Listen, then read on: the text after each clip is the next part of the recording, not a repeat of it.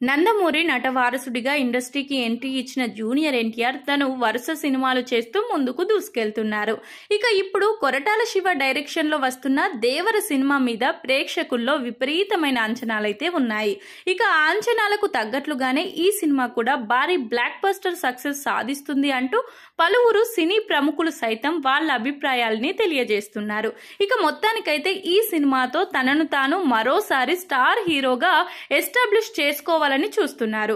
ఇక పాన్ ఇండియాలో సత్తా చాటుకోవాలనే ప్రయత్నం చేస్తున్నారు ఎన్టీఆర్. ఇక ఇదిలా ఉంటే ఈ సినిమా నుంచి నిన్న ఫస్ట్ సింగిల్ గా ఒక సాంగ్ అయితే రిలీజ్ అయింది.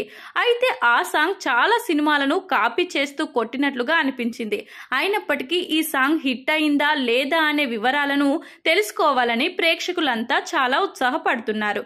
నిజానికి మిగతా సినిమాలకు ఇచ్చిన మ్యూజిక్ తో పోల్చుకుంటే ఈ సాంగ్ కి ఇచ్చిన మ్యూజిక్ అనేది చాలా వరకు తగ్గిందనే చెప్పాలి. అయితే ఈ సాంగ్ లో పెద్దగా మ్యాజిక్ అనేది ఎలివేట్ అవ్వలేదనే చెప్పాలి. విజువల్ పరంగా సాంగ్ మీద ఎన్టీఆర్ వాళ్ళు చేసిన విజువల్స్ బాగున్నప్పటికీ లిరిక్స్ మాత్రం ప్రేక్షకులకు అర్థమయ్యే విధంగా అయితే లేవు.